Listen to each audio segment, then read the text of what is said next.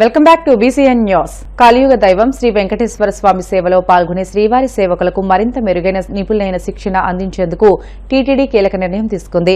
భక్తులకు నాణ్యమైన సేవలు అందించడమే లక్ష్యంగా శ్రీవారి సేవా వ్యవస్థలో పలు సంస్కరణలు చేపడుతున్నట్లు ప్రకటించింది. ఇందులో భాగంగా IIM అహ్మదాబాద్ వంటి ప్రతిష్టాత్మక సంస్థల సహకారంతో రూపొందించిన ప్రత్యేక శిక్షణ మాడ్యూల్ను తిరుమలలోని అన్నమయ్య భవనంలో ఆవిష్కరించింది. ఈ కార్యక్రమాన్ని TTD chairman BR Naidu, EO Shyamalarao, అదనపు ఈవో వెంకయ్య చౌదరి కలిసి ప్రారంభించారు. అనంతరం బిఆర్ నాయుడు మాట్లాడుతూ సీఎం చంద్రబాబు ఆదేశాల మేరకు శ్రీవారి సేవలో మార్పులు తీసుకువస్తున్నామని తెలియజేశారు. ఎవరైతే శ్రీవారి సేవ నేపథ్యంలో పనిచేస్తున్నటువంటి వాళ్ళ గురించి ముఖ్యంగా రాష్ట్ర ముఖ్యమంత్రి శ్రీ నారా చంద్రబాబు నాయుడు గారి సూచనల మేరకు ఇందులో కొన్ని మార్పులు చేయటం కంపల్సరీ అని అనిపించింది. అదే విధంగా పలు సంస్కరణలు కూడా తీసుకురావాలని చెప్పేసి నిర్ణయించడం జరుగుతా ఉంది. శ్రీవారి భక్తులకు స్వచ్ఛందంగా సేవలు అందించేందుకు శ్రీవారి సేవ పథకాన్ని 2000 సంవత్సరంలో కంచి కామకోటి పీఠాధిపతి శ్రీ జయేంద్ర సరస్వతి వారి చేతుల మీదుగా ఇది ప్రారంభించడం జరిగింది. ఇప్పటికి 25 సంవత్సరాలు పూర్తి కావస్తోంది. ఈ 25 సంవత్సరాల్లో తిరుమలలో తిరుపతి దాదాపు 17 లక్షల మంది శ్రీవారి సేవకులు స్వచ్ఛందంగా శ్రీవారి సేవలో పాల్గొన్నారు. ఇప్పటి వరకు మన దగ్గర ఉన్నటువంటి రికార్డు ప్రకారం శ్రీవారి సేవలకి శ్రీవారి దర్శనం, లడ్డు ప్రసాదం, వసతి, భోజనం సదుపాయం కల్పిస్తున్నాం. ఇప్పటి వరకు తిరుమలలో అన్ని విభాగాల్లో శ్రీవారి సేవకులు తమ సేవలను అందిస్తున్నారు. రోజుకు 3500 మంది శ్రీవారి సేవకులు సేవలు అందిస్తున్నారు. ఈ సేవలకు గాను ఇప్పుడు కొత్తగా ఎవరైతే ఈ సేవకులు ఉన్నారో వారికి ట్రైనింగ్ ఇవ్వాలి అనేది ఒక ప్రపోజల్ వచ్చింది. దాన్ని IIT అహ్మదాబాద్, తర్వాత director planning, government of Andhra Pradesh, ఈ కొన్ని డిపార్ట్మెంట్లు కలిసి ఈ శ్రీవారి సేవకులకి, సూపర్వైజర్లకు కానీ మిగిలిన వాళ్ళందరూ కూడా ట్రైనింగ్ ఇవ్వాలనే ఉద్దేశంతో ట్రైనింగ్ ప్రోగ్రాం చేపట్టాలనేది ఆలోచన చేస్తున్నాం. వారి ఆధ్వర్యంలో సంయుక్తంగా శిక్షణ ఇచ్చి శ్రీవారి భక్తులకి మెరుగైన సేవలు ఎలా అందించాలి, ఏం చేయాలి, ఇంకా మెరుగైన సేవలు ఎలా ఇవ్వాలి అనే దాని మీద వాళ్ళకి 3 రోజులు 5 రోజులు ట్రైనింగ్ ఇచ్చి వాళ్ళని తర్వాత సేవలకి ఉపయోగించుకునే అవకాశం గురించి ఆలోచన చేస్తున్నాం. గ్రూప్ సూపర్వైజర్స్ ఈ విభాగంలో 45 నుంచి 65 సంవత్సరాల వయసు ఉన్నవారు శ్రీవారి సేవకులకు పేర్లను నమోదు చేసుకోవాలని తిరుమల తిరుపతి దేవస్థాన విభాగంలోని సేవకులు అందించే సేవలను వీరు ఎప్పటికప్పుడు పర్యవేక్షించే గ్రేడింగ్ రూపంలో అధికారులకు నివేదిస్తారు. తద్వారా సేవకులకు మరింత క్రమశిక్షణ సేవలు అందించేందుకు అవకాశం ఉంటుంది. వీరి సేవా కాల పరిమితి ఏదైతే ఉందో 15 రోజులు గాని, 30 రోజులు గాని, 90 రోజులు గాని, విద్యార్థులు కనీసం డిగ్రీ చేసి ఉండాలనేటువంటిది ఒక కాన్సెప్ట్ మీద మన వాళ్ళందరూ కూడా కూర్చొని ఈ డిపార్ట్మెంట్ లో దానికి సంబంధించిన వాళ్ళందరూ కూడా కూర్చొని ఆలోచన చేసి నిర్ణయం తీసుకోవడం జరిగింది. ఇందులో 45-65 సంవత్సరాలు వయసున్న వారు అర్హులు. వీరికి IIT Ahmedabad, director planning, government of Andhra Pradesh ఆధ్వర్యంలో సేవకులకు సంయుక్తంగా తిరుమలలో శిక్షణ ఇచ్చేందుకు టీటీడీ చేపట్టబోతా ఉంది. వీరికి 3 రోజుల పాటు శిక్షణ, 1 రోజు ఫీల్డ్ విజిట్ చేయాల్సి ఉంటుంది.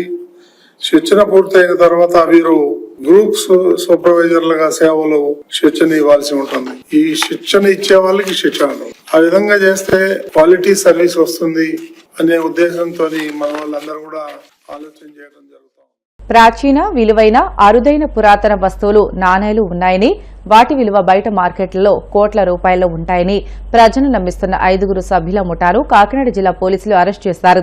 జిల్లా పోలీస్ కార్యాలయంలో ఏర్పాటు చేసిన మీడియా సమావేశంలో ఎస్పీ బిందు మాధవ్ కేసు వివరాలు వెల్లడించారు. కాకినాడకు చెందిన షేక్ సర్దార్ గుణశేఖర్, మహేశ్వర్ రెడ్డి, విశాఖపట్నం చెందిన దువ్వు రాజశేఖర్, పశ్చిమ గోదావరి జిల్లా నరసాపురంకి చెందిన జమ్మూ లక్ష్మీదుర్గ 5 ముఠాగా ఏర్పడి ప్రాచీన, విలువైన, అరుదైన వస్తువులు తమ వద్ద ఉన్నాయని, వాటిని బహిరంగ మార్కెట్లో అమ్మితే కోట్లలో డబ్బులు వస్తాయని ప్రజలను నమ్మించి డబ్బులు కాజేస్తున్నారని అన్నారు. ఇటువంటి మోసపూరిత మాటలను, చేష్టలను ప్రజలు నమ్మి మోసపోవద్దని తెలియజేశారు.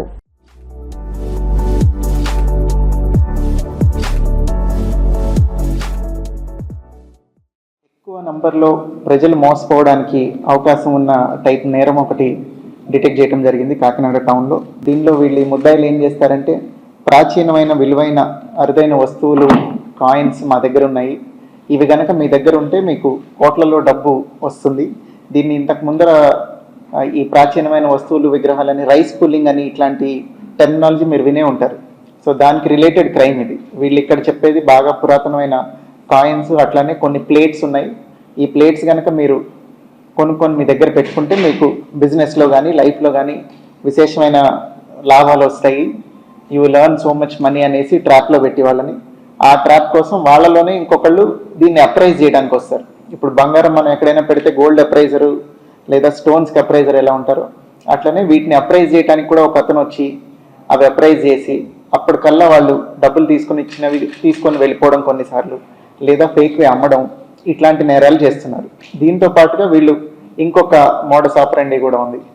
వాళ్ళ దగ్గర ఒక ట్రస్ట్ ఉందని, ఆ ట్రస్ట్ నుంచి వాళ్ళకి చాలా డబ్బులు ట్రాన్స్ఫర్ చేస్తామని చెప్పి వాళ్ళ చేత అకౌంట్స్ ఓపెన్ చేస్తే ఒక్కొక్క దాంట్లో 13,000 వేస్తామని చెప్పి ఈ మెయిన్ ముద్దాయి ఎవరైతే ఉన్నాడో షేక్ సర్దార్ అలియాస్ గుణ అలియాస్ గుణశేఖర్ అలియాస్ మహేశ్వర్ రెడ్డి, అమృత ట్రస్ట్లో నేను మేనేజర్నని, రాజశేఖర్ అని ఒకతను second head of the department అని, కందువల్లి శ్రీను అని ఒకతను, వీళ్ళందరూ కలిసి ఫేక్ డాక్యుమెంట్స్ సృష్టించి ఆన్లైన్లో అకౌంట్స్ ఓపెన్ చేస్తే మా ట్రస్ట్ నుంచి మీ అకౌంట్లో డబ్బులు పడతాయి, చాలా డబ్బులు, దానికోసం మీరు ముందుగా కొంత మొత్తం ఇస్తే సరిపోతుంది అని. దీనికి రిలేటెడ్ ఫ్రాడ్ మీరు ఎక్కడైనా చూసుంటారు. మైక్రోసాఫ్ట్, శాంసంగ్ వాళ్ళు లాటరీ తీస్తున్నారు, మీకు ₹1,00,000 వస్తాయి, మీరు ముందు 5 లక్షలు పే చేయాలి ఆ ₹1,00,000 ట్రాన్స్ఫర్ చేయడానికి.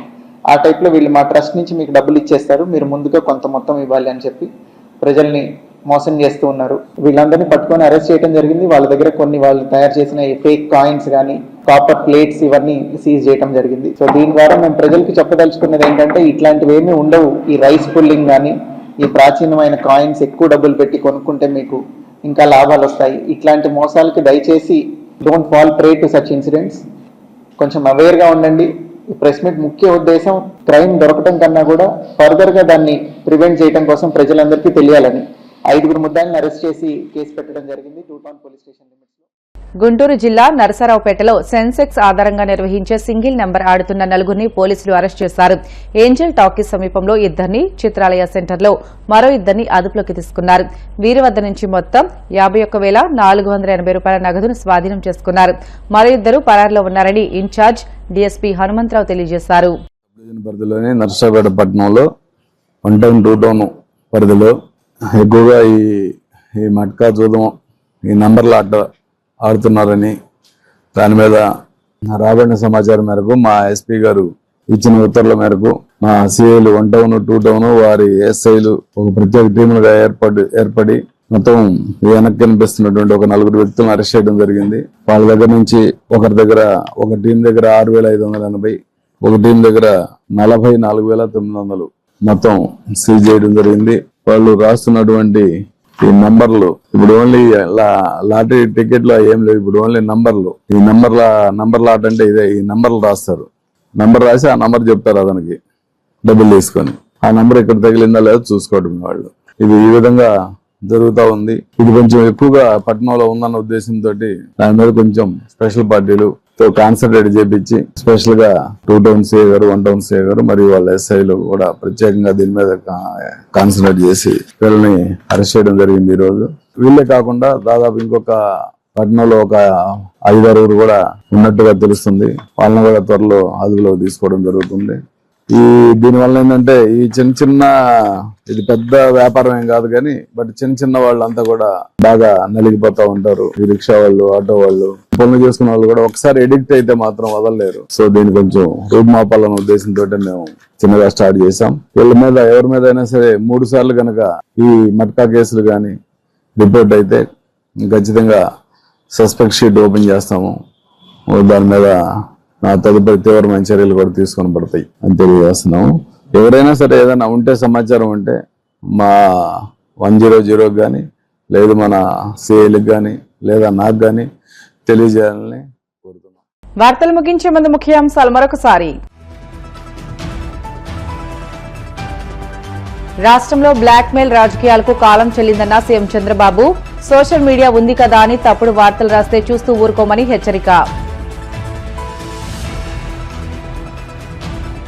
అమరావతిలో నిర్మాణ పనులు జరగడం లేదని విమర్శలు చేసే వారిపై మంత్రి నారాయణ ఆగ్రహం. అసత్య ప్రచారాలు చేసేవారిని ప్రజలు క్షమించరని వ్యాఖ్య.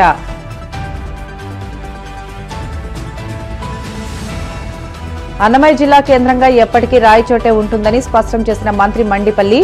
వైసీపీ అసత్య ప్రచారాలను తిప్పికొట్టాలని టీడీపీ కార్యకర్తలకు పిలుపు. శ్రీవారి సేవకులకు నిరంతర శిక్షణ ఇవ్వాలని టీటీడీ నిర్ణయం. ఐఐఎం అహ్మదాబాద్ సహకారంతో ప్రత్యేక శిక్షణ మాడ్యూల్ రూపకల్పన. ఇవి ఇప్పటి వరకున్న బులెటిన్లోని అప్డేట్స్. మరిన్ని వార్తల కోసం BCN digital YouTube channel, Facebook పేజీని ఫాలో అవ్వండి. అప్డేట్ వార్తల కోసం ప్లీజ్ డూ సబ్స్క్రైబ్.